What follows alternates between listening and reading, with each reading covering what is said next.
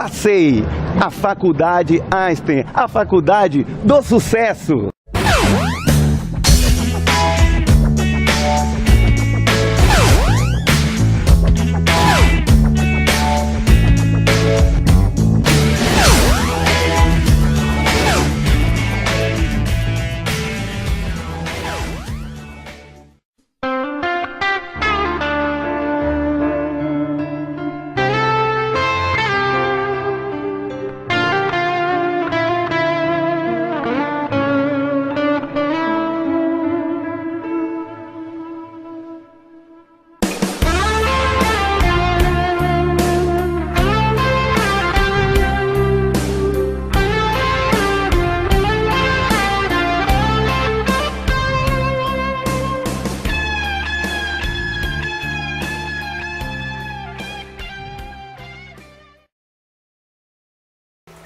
Se Jesus foi essênio ou não foi, essa é a questão. To be or not to be, that the question. Deixa para Shakespeare, né? Shakespeare, que disse que existe mais coisas entre o céu e a terra do que a nossa vã filosofia pode colocar. Os terapeutas existiram, se eles estavam no deserto ou não, mas eles continuam reencarnados. E isso nos possibilitou muitas coisas boas.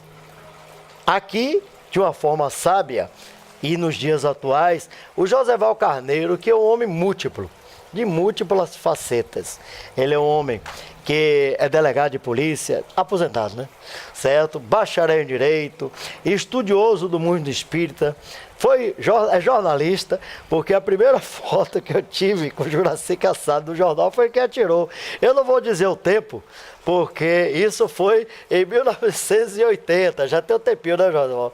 Joseval tinha um cabelão, tal. Na época era o estudioso, me apresentou o saudoso Liceia, da Faculdade Biopsíquica do Paraná. E ele, com esses estudos todos, né, ele hoje está praticando o ócio criativo, de Domênico de Massa. Eu gosto. Escrevendo, dando à sociedade contribuições assim, clássicas.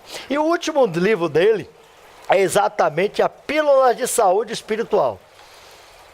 Você aí que está aí tomando seu Prozac, certo? É muito mais barato e menos, digamos assim, viciante ler esse livro. Eu conheço os trabalhos deles e são assim fantásticos.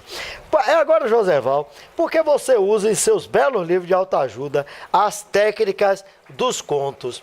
E até quando você coloca isso aqui sabiamente sobre os contos, eu me lembro que Augusto Cury agora está trabalhando nessa linha, né? Romances, contos, mas você já era pioneiro nisso, já apresentar. Por quê? Você acha que é mais fácil as pessoas assimilarem? Desde a Grécia Antiga, meu caro amigo Augusto, de Piscas Eras,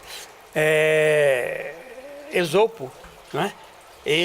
Nós dizemos no mundo de hoje, qual a moral da história, né? A moral da história é o ensinamento colhido daquele conto, daquele dito, né?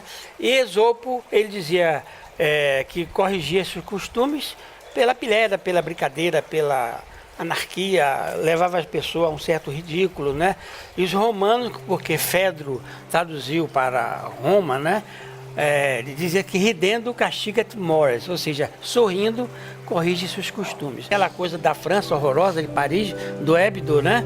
Porque a pessoa, ninguém gosta de uma sátira, de uma charge bem elaborada, que toca, que exacerba os pontos, né, faciais, bota o nariz super, né, agigantado, a orelha, sempre torna a pessoa pior do que ela é. Né, exteriormente, muito embora dentro de uma cara feia, muitas vezes se esconde um excelente coração. Eu acho que devemos sempre olhar a pessoa como um todo, e às vezes aquele que parece feio, né, parece feio, porque o belo para o sapo, lê boa por lê crapô, sei lá crapô, é a sapa. Né? Então, a gente admira as coisas conforme a nossa preparação, nosso anseio, nosso desejo, nossa vontade. Então, eu me entusiasmei desde o tempo do ginásio, a gente estudava latim, com Esopo, com as fábulas de Esopo, depois com Fedro, né, que traduziu para o latim, e mais posteriormente no iluminismo francês com as fábulas de La Fontaine. Né? O lobo e a raposa é uma beleza de crítica, de informação à vaidade, né? né? Le Corbusier e Le Renard, né? Agora me diga uma coisa, você captou isso com muita facilidade. Aí lembra-me que o Dalai Lama, ele sorri com veemência e me lembra de Victor Hugo, né? O grande Victor Hugo. Victor Hugo, o homem que dos miseráveis, que foi a representação de Jean-Jacques Rousseau, que o homem nasce bom e a sociedade, por sua vez, o corrompe e ele é acorrentado, mas é necessário quebrar essas correntes através de um Estado que prepararia as crianças, exatamente quando ele escreveu em 1762, foi no momento em que ele também escreveu Emílio, né, preparar as crianças, que por sua vez influenciou Piaget no 0 aos 2 anos, que é o sensorial motor, dos 2 aos 7 pré-operatório, dos 7 aos 12 operatório e dos 12 em diante operatório formal. Aí eu me lembro de Victor Hugo no filme clássico que está aí, eu até ouvi faz alguns meses, O Homem que Ri, né, que é um clássico dele, né, que basicamente ele fez tudo isso dentro de uma alegoria de todo o contexto da risada. Né? Até as nuvens mesmo, que eram uma crítica a Sócrates, para as pessoas que estavam no teatro grego. Agora me diga uma coisa, onde é que você captou isso? Você já me falou, mas como é que você chegou a essa conclusão? Você falou-nos que foi de todas as concepções alegóricas, teatrólogas, né? Cômicas e satíricas da Grécia Antiga. Jornalista que você me conheceu, dirigindo o Bahia Espírita, eu procurava tornar um jornal que era pesado, sem fotos, né? Destinado a um leitor cativo da doutrina espírita. Eu pretendia colocá-lo nas bancas de revista. Para isso, teria que torná-lo agradável. Não é? Kardec, o próprio Kardec disse em Obras Póstumas que havia de fazer uma revista que agradasse o vulgo. O que é agradar o vulgo? É dourar a pílula. Então tínhamos que fazer um jornal multicolorido, como hoje ninguém mais faz. Um jornal, tudo é multicolorido, fotos coloridas, com legendas, ou seja, algo agradável. O leitor hoje, ele não tem mais tempo, ele quer o tablet, ele quer uma coisa rápida, ele quer uma coisa agradável, ele quer uma coisa em movimento. Então o livro eletrônico está tomando as prateleiras das nossas mentes, né, dos nossos corações. E os jovens, que são um pouco preguiçosos para a leitura, eles se entusiasmam tudo aquilo que vem na telinha. A telinha do tablet, do notebook, não é? Então a estratégia do comunicador hoje, ele tem que ser essa movimentação que você está dando aí ao seu público seleto, não é? Eu acho importante a gente tornar a leitura amena. Os meus artigos, todos, são 9 livros de autoajuda, são pequenos. Eu os conheço, são muito bons, inclusive. O meu editor diz assim, José, você podia escrever um pouquinho mais. Eu digo, é possível que fique com a vontade de quero mais, não é? Aquela concha, mas é melhor voltar à mesa e botar mais uma concha do que você deixar o prato ainda algum resíduo, não é? Então, os nossos leitores ficam sempre querendo virar outra página para ver se tem mais, graças a Deus.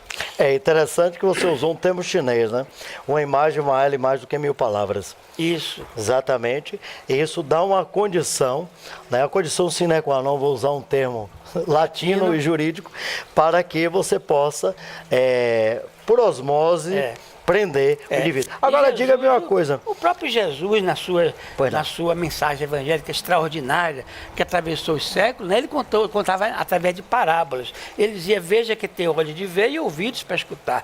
Não é? Muitas coisas vos teria de dizer-vos, entretanto não entenderias. Mas o Pai nos mandará um consolador. Porque ele sabia que tinha muita coisa para falar, mas não adiantava, não ia entender. Então ele desceu ao nível das parábolas, né, dos contos, para poder a coisa ficar naquela população. Bem sapiente essa sua colocação, comparando-a com Kardec. Kardec também colocou conceitos como karma, né, concepções que hoje é da física quântica, de uma forma, né, tanto é que ele é questionado o que era o espiritismo, o que era o cara indivíduo ser espiritualista e ele ser espírita. Ele disse espírita que segue essa visão de uma doutrina de douto, mas que na verdade o caminho não é esse. E um pedagogo, você falou, empírico, porque ele mudou o nome exatamente para não haver um choque, porque ele era um matemático positivista. Houve uma concepção de Pestalozzi nesse processo. Agora me diga uma coisa, você que segue a doutrina dos espíritos, que aproveitou nesse contexto que envolve Jesus, Kardec, vamos botar a Helena Blavatsky, vamos botar aí todos esses conhecimentos que vai até a física quântica, passando para a psicologia. Paulo, ele dizia, conhecereis de tudo, retereis o melhor. Ou seja, um homem aberto, uma mente aberta. Ele que foi um perseguidor dos cristãos, né? No momento em que ele caiu do cavalo, eu vi aquela voz dentro dele: por que me persegues, Paulo? Né? Saulo, né? Ele se tornou Paulo, o apóstolo, mas ele naturalmente, que foi o grande pregador, né, do cristianismo, o apóstolo, né? E ele usava do seu conhecimento enorme, ele era um grande legislador também, um grande jurista. Ele procurou tornar a coisa mais acessível e dizia: conhecereis de tudo. Claro, se você não conhecer de tudo, como é que você pode avaliar as coisas, né? Há pessoas que dizem assim: eu não suporto Jiló. Mas tudo que é amargo é ótimo para o fígado. Então, nem é tudo que a gente não gosta que vamos rejeitar. Injeção, ninguém gosta, eu não gosto. Mas se tiver que tomar uma vacina para não pegar o H1N1, essas coisas todas, eu vou tomar com a maior alegria. E a própria vacina é exatamente um processo dos anticorpos, dos leucócitos em cima exatamente daquilo que está eliminando o processo de homeostase e equilíbrio do corpo. Profundo e conciso. Tem que ser, né? César foi seu discípulo? Rápido e castigo. Eu gosto dos muito. tempos, eu conheci seu jornal. Sempre nos afinizamos por isso. Conheci o seu jornal, conheci sua trajetória, conheço todo esse contexto. Agora, diga-me uma coisa, nos fale de algum conto que é apresentado nesse espetacular livro. Né? Que, em verdade, é interessante quando você coloca aqui, que é um livro de autoajuda, né? Que todos nós nos ajudamos na visão fenomenológica existencial, porque nós temos ou a visão do determinismo ou do livre-arbítrio. E como podemos ajudar, nós temos o livre-arbítrio. Então, você não adentra, estou chamando de você por causa da nossa ligação, né? Você não adentra somente na doutrina espírita, mas você dá uma abordagem geral. Nos fale disso, para finalizar, e deixa-nos uma mensagem em forma de contos. Que é interessante, né? Que até eu mesmo fiquei com vontade aqui de comer um pouquinho mais, né? Como você sabiamente fez a sua metáfora. Eu vou lhe oferecer pois não, agradeço. Um livro desse. Mas todos os meus livros eu invertia. Eu sempre começava por uma parte doutrinária extensa e finalizava com os contos. Depois inverti. Notei que as pessoas se fixavam mais nos contos. Inverti. Começo a ler o primeiro, o segundo, o terceiro. Não, esse livro eu vou levar. Porque a gente hoje examina o produto. Olha a capa tem que ser bonita, tem que ser atraente. Por isso Kardec falou, não é algo que interessa o vulgo. É dourar a pílula, né?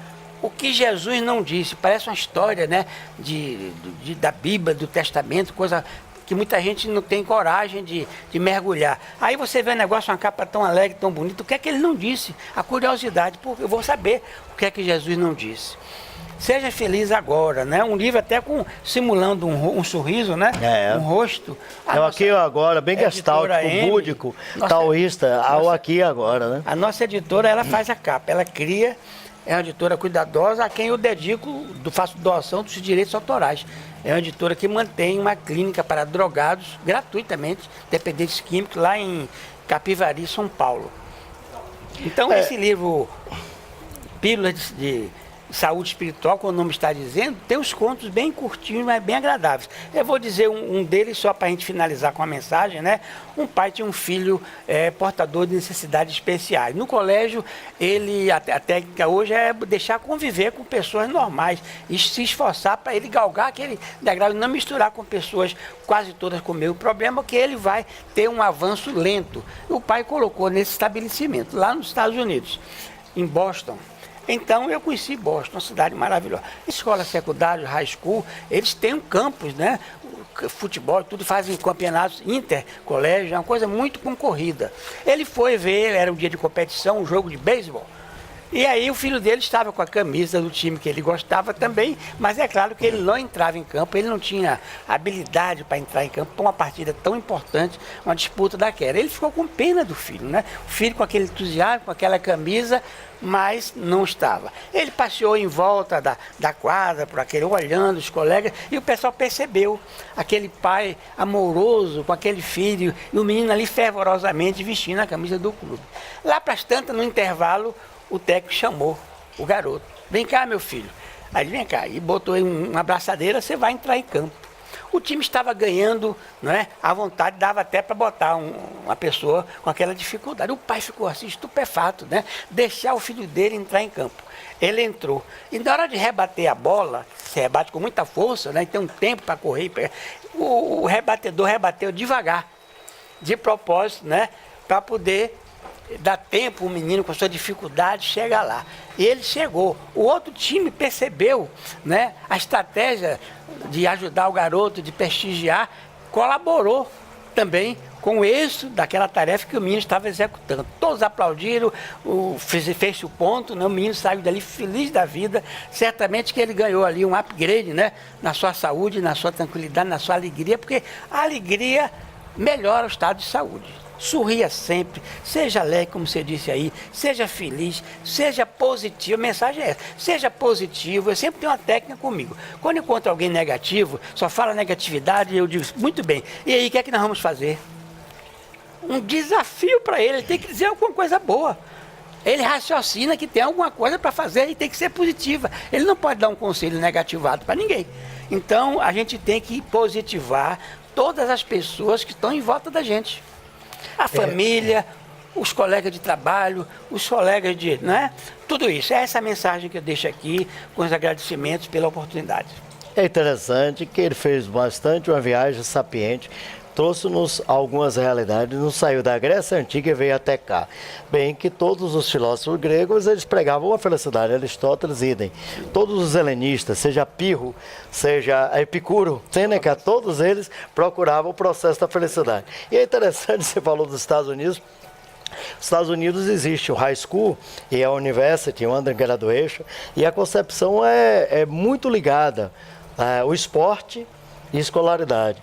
E aí lembra-me um filme, também verídico, né? Que é o My Name is Radio, Meu Nome é Rádio, que fala exatamente de uma pessoa que tinha uma deficiência, né? Passava até pela oligofrenia, e ele acabou sendo uma celebridade, entre outros, né? Que exatamente você faz reviver o que falava o Victor Hugo, né? Que também era espírita, né? Era amante do espiritismo. E que o homem, na verdade, ele era Jean-Jacques Rousseau, o homem, na verdade, ele nasce livre e a sociedade o acorrenta, e cabe a ela transformá-lo através de exemplos e bons preparos para o desenvolvimento da sociedade. A falta de perna cria asas no homem, e nós podemos voar bastante, basta nós adentrarmos nas pílulas de saúde espiritual, no qual eu aqui tenho o livro e o autor. Obrigado.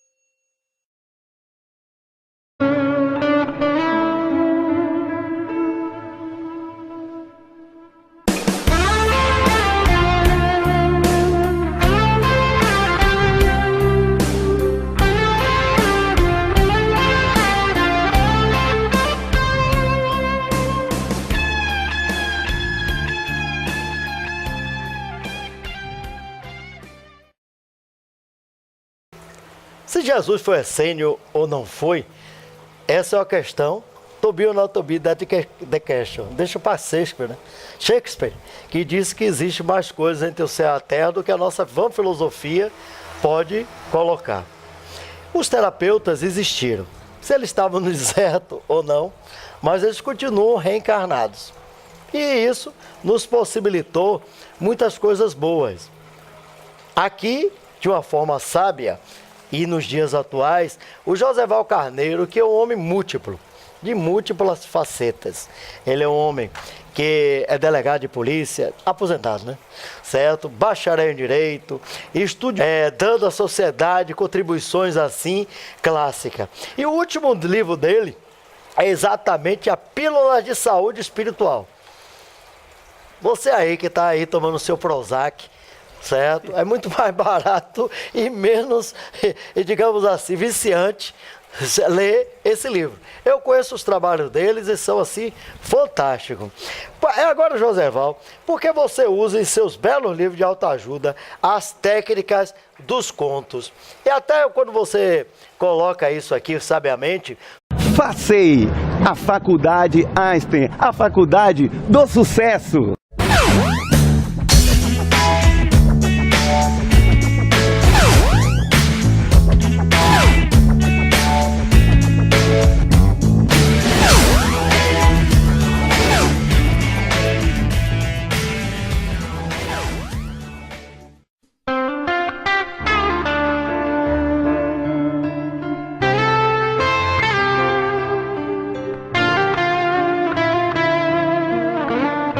do mundo espírita, é jornalista, porque a primeira foto que eu tive com o Juraci Cassado no jornal foi quem atirou.